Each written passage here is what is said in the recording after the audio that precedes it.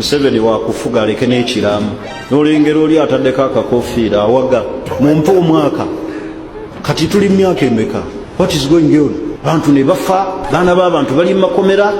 Mawulire gannaku anaddala nga gava mu bakulira eddiini. Omwami bamuyita Sheikh Salim Bosa omufanfe wa Sheikh Titi, era wenjogera bano bandibanga bawukanya okusinziira ku luvuuvumo ku lugambo lw'enfuna oluyinza okuba nga lutuufu, wabula nkusaba sooka olakinge mu bigambo bye agamba nti oli azze n'akakofiira asuubiza abantu nti omusajja bamumwemu omwaka gumu asobole okuba nga amuggyako, wabula asibya abaana b'abandi abalala ali mu kubanga abakkiriza ezzira kumwa.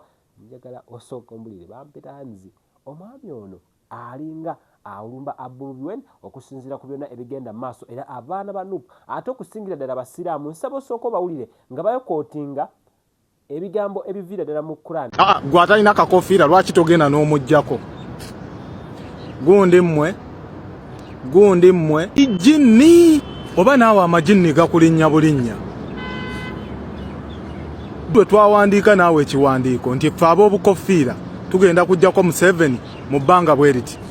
Museveni wakufuga aleke n'ekiramu babikulekere paka ddi. Kati ekisinga okulunuma ennyo kwe kuba nti ate ebibatuukako byonna ate obinenya ku bo nti be bakyamu.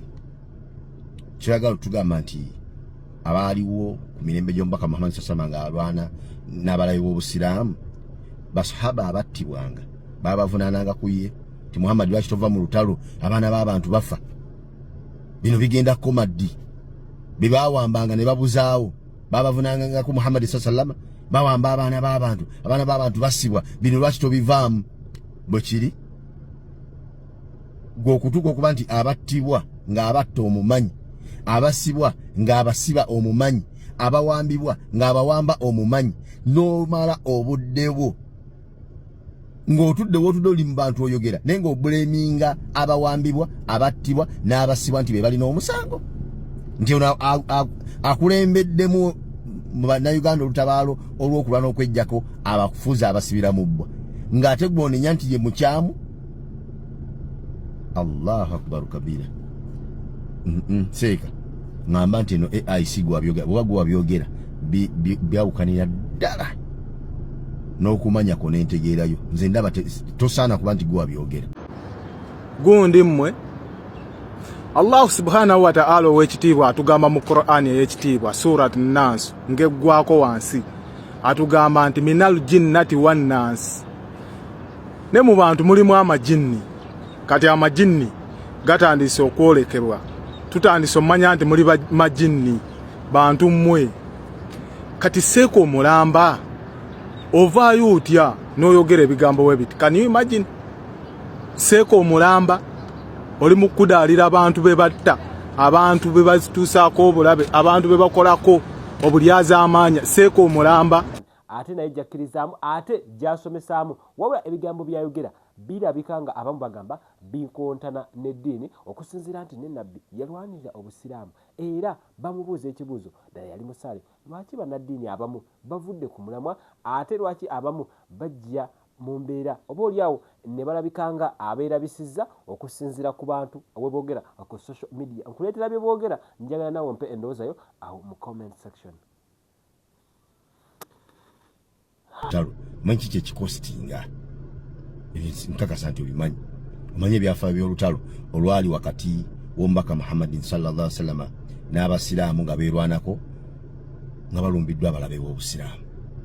Era omanyi kiki kyakositinga omwali n'okuba nti baatuuka n'okuwamba Muhammadin sallallahu alaihi wasallam ne bonna abaali bamukkirizaamu abakkiriza mu Allah ne babasibirako mu kiwonvu okumala emyaka gy'omanyi obulungi. Naye nga ekisinga okwewunyisa ennyo nti nga omuduumizi w'okuntikko mu lutalo olwo yali Allah subhanahu wa ta'ala, kwa yalagira Muhammadin sallallahu alaihi wasallam akulemberemu banne okwerwanako nga balumbiddwa abalabe b'obusiraamu. Ne bwe kiba nti abaali balwana nga balwanira ku oda za Allah nannyini nsi baatuukisibwako ebyo byabatuukako, battibwa bangi, abattibwa mu masahaba obamanyi, baawambibwa ne basibwa obimanyi byonna, era tebaalulwanira lunaku lumu ne luggwa, lwatwala ebbanga nga balwana. Era twebaze nnyo Allah atuwangaaliza ku mulembe guno. n'atatuteeka mu abo abaaliwo mu biseera ebyo ng'omubaka Muhammad sallallahu alaihi wasallam alina abasiraamu nga beerwanako nga balumbiddwa abalabe b'obusiraamu ku butali bugumiikiriza ffe bwe tulina n'obutiitizi bwe tulina obusiraamu tebwali wangudde tuba kuba ffe nga ffe abaaliwo olaba osobola okwogera ebigambo bino nga mu byo weewuunya okuba nti abaana battibwa weewuunya okuba nti bassibwa weewuunya okuba nti bawambibwa ne batulugunyizibwa naye ng'okimanyi nti kye bali mu lutalo olw'okwerwanako okweggyako effuga bbi abakulembeze abasibiramu bba abawamba ensi yaffe okimanyi nti bali mu lutalo naye weewuunya ebibatuukako naye nga tebibatuukirako mu lutalo ate anabange omulala naye gwe yakabanako wana amaziga n'olayira obutaddamu kusomesa ddalasa mu baakutiisatiisiza okukutta n'ogamba ojja kusomesangako simanyi kutuba yokka igwe gwe baawaako n'ennyama gye bataddemu obutwa nga bagikuwa ogitwala ewaka ogire ne famire n'abaana bo mufe nga gw'ovaayo n'oyogera bino eyali badde omusaali mu kweyunga kubali ku bannayuganda okwerwanako okweggyako abakulembeze abasibira mu bbo abaakutwala ne bakutiisatiisa nga bakugaana okusomesa obusiraamu kati ate gwe obakubira ekikopo ng'onenya abakulembeddemu nti ye mukyamu Sekasali Mubosa nkakasa nti eno AI sigwa ayogera ebigambo bino ndaba nga tebitegeeza kyoli.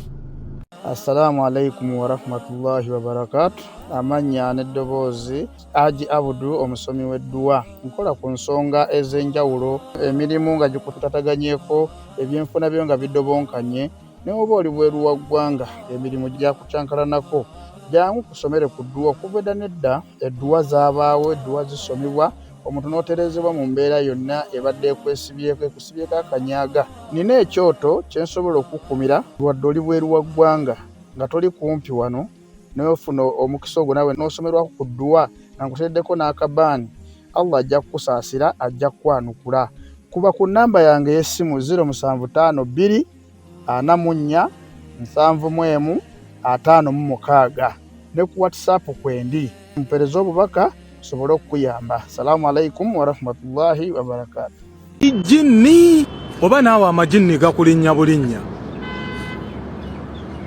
bwe twawandiika naawe ekiwandiiko nti ffe ab'obukofiira tugenda kujjako Museveni mu bbanga bwe riti Seeko omulamba oli mu kudaalira abantu be batta abantu be bazituusaako obulabe abantu be bakolako obulyaza amaanya Seeko omulamba igwe amanya sola bikuta mukiragwa nte buli sawa guba gwewuuba mutabanyi wa Mama Kasule.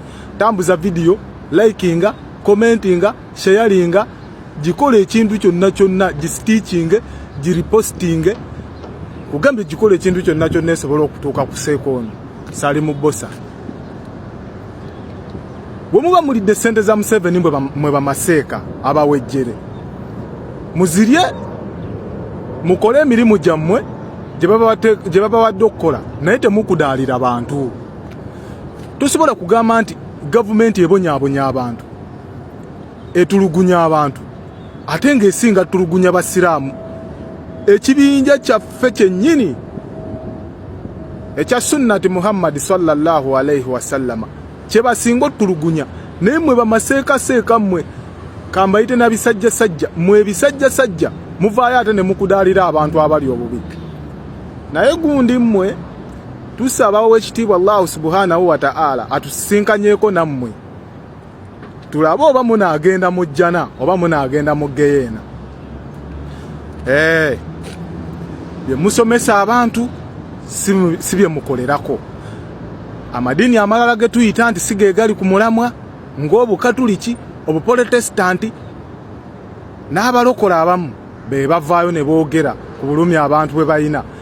Ffe abagamba nti tuli ku mazima tuli ku sirwata oba njiyite tuli ku sirwata al-mustaqim silatu al-mustaqim tuli ku sirwata tuli ku kubo gorokofu bwe tuti ate ffe abavaayo ne naye bannaye mwe abali ku silatu al-mustaqim n'oyimirira emimbali n'osomesa abantu mande ku sande n'ovaayo n'oyogera bwoti muswaza basajja mmwe muswaza lwaki temugenda musaana nakukola oba mukola mu ki musaana kukola mu bifo ebisingayo obubi mu busiraamu wano mmwe basajja mmwe abatta abantu temuboogerako ate mwogerako abo abalwanirira eddembe ly'obuntu kati bannaye Bobi Wine alina buzibu. Bobi Wine yawamba abaana abo, yabatta, yatulugunya bannayuganda, yaleese embeera embi mu Uganda. Bobi Wine mwe bamaseeka mmwe abawejjere. Tusaba Oweekitiibwa Allah subhanahu wa ta'ala abaseeko laana paka ku famire zammwe, abantu bammwe bonna buli bwe mulinako Oluganda nga mujjeyo ssente za NRM ne muzirya. Tusaba Oweekitiibwa Allah subhanahu wa ta'ala abaseeko laana, ekikolimo kye muboneebone, muwanjage ne famire zammwe n'abo abantu bammwe bonna. Allahumma amina. Amanya sula bikuta mukiragwa nte buli ssaawa guba gwewuuba. Mutabani wa Mama Kasule mutambuze vidiyo ne mutuukeko.